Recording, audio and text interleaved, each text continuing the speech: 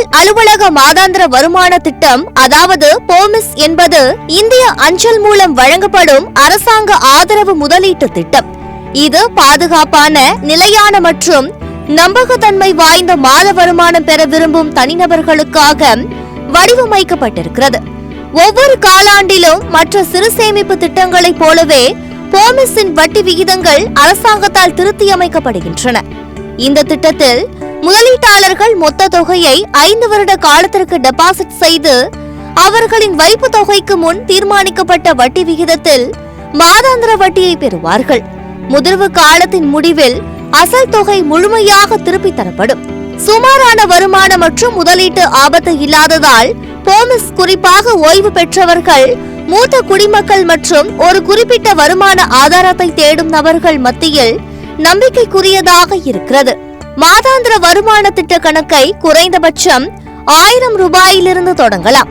தனிநபராக தொடங்கப்பட்ட போமிஸ் கணக்கில் அதிகபட்சம் 9 லட்சம் ரூபாய் வரை டெபாசிட் செய்யும் அதே நேரத்தில் கூட்டு போமிஸ் கணக்கில் அதிகபட்சம் 15 லட்சம் ரூபாய் வரை முதலீடு செய்ய முடியும். ஒரு தனிநபர் பல போமிஸ் கணக்குகளை திறக்கலாம். ஆனால் தனிநபர் தொடங்கும் அனைத்து போமிஸ் கணக்குகளிலும் உள்ள மொத்த வைப்பு தொகை ரூபாய் 9 லட்சத்தை தாண்டக்கூடாது என்பது விதிமுறை. பாதுகாவலராக மைனராக இருக்கும் ஒருவர் சார்பாக உருவாக்கப்பட்ட கணக்கிற்கான வரம்பு வேறுபடும்.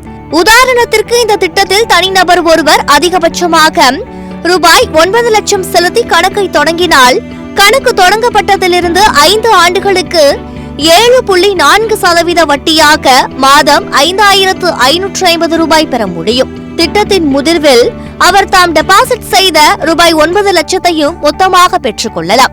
அதே சமயம் ஒருவர் தனது மனைவியுடன் இந்த திட்டத்தில் கூட்டாக அதிகபட்சமாக 15 லட்சம் ரூபாய் முதலீடு செய்தால் கணக்கு தொடங்கப்பட்டதிலிருந்து 5 ஆண்டுகளுக்கு ஒவ்வொரு மாதமும் ரூபாய் 9250 வருமானமாக பெற முடியும்.